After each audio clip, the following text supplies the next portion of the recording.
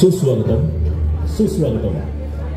रंगारी पदचाळ सार्वजनिक गणेशोत्सवाच्या 86व्या वर्षात दर्शनास आलेल्या सर्व गणेश भक्तांचं आम्ही सहर्ष स्वागत करतो आहोत.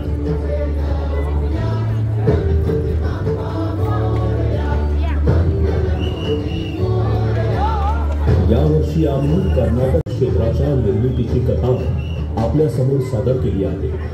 भक्तगण, रावणाच्या कठोर तपश्चर्येवर प्रसन्न होऊन महादेव आपल्या आत्म्यातून शिवलिंगाची निर्मिती करून ते रावणाच्या हाती देत म्हणाले, हे लंकाधीशा, हे माझे आत्मलिंग आहे. ते लंकापुरीत नेऊन त्याची आपण तेथे स्थापना करून पूजन करावे.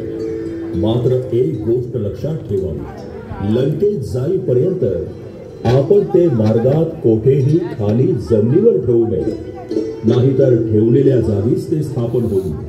भगवान शंकराची आज्ञा घेऊन रावण आत्मलिंग घेऊन लंकेस मार्गस्थ होतात. तेव्हा पार्वती माता बोलू लागते, हे प्राणनाथ, आपण हे काय करून बसला? लंकेश जरी आपले परमभक्त असले तरी तो फार दुष्ट प्रवृत्तीचा आहे. अगोदरच त्याने अनेक देवतांना बंदीवान करून ठेवले आहे. हे आपणास ज्ञात नाही का?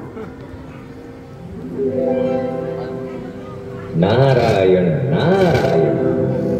माते, आपण अगदी उचित चिंता व्यक्त केली. आत्मलिंग प्राप्तीनंतर लंकादेश अधिकच प्रबळशाली आणि दिग्विजयी होईल. त्याचा उन्मत्तपणा वाढवून देवतांना त्रास होईल.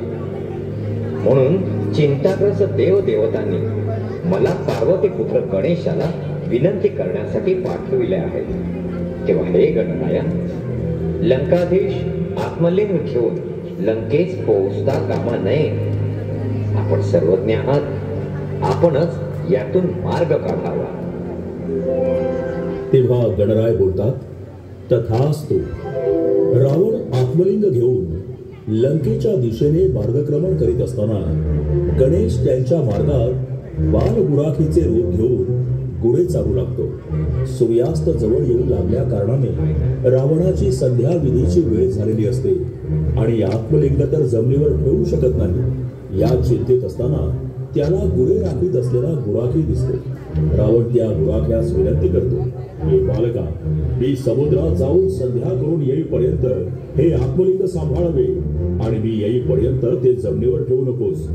बाल गुराखी उपी गणेश बोलू लागतो, मी तुम्हाला मदत करायला तयार आहे, परंतु हे शिवलिंग खूप जड असून ते जास्त वेळ हातात धरून राहणे मला शक्य होणार नाही. मी आपणास 3 वेळा हाक मारेल, तेव्हा तुम्ही या व हे शिवलिंग आपल्या ताब्यात घ्या, अन्यथा मी ते जमिनीवर खाली ठेवेन. गुराख्याचे म्हणणे मान्य करून रावण संध्येस निघून जातात.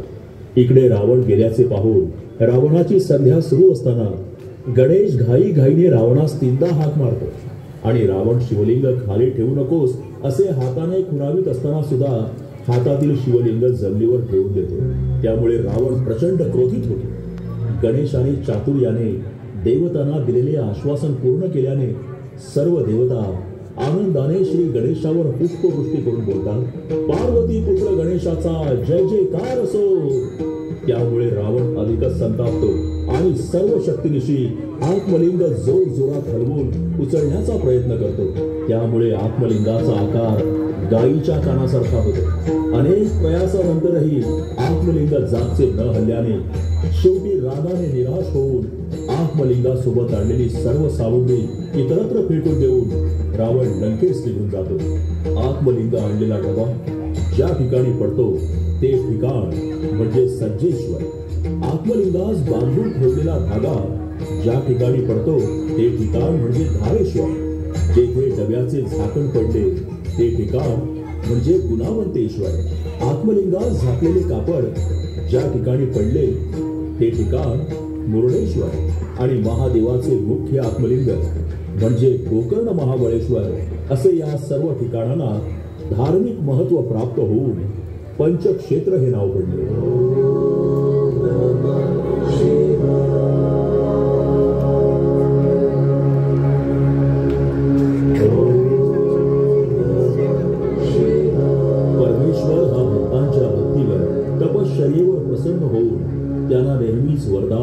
किंवा अलौकिक दैवी शक्ती प्रदान करत असतो, पण त्याच दैवी शक्तीचा, वरदानाचा उपयोग जगाच्या कल्याणासाठी, सत्कर्मासाठी न करता अहंकाराने जर कोणी दुरुपयोग करणार असेल तर त्याची जाणीव भगवंताला असते.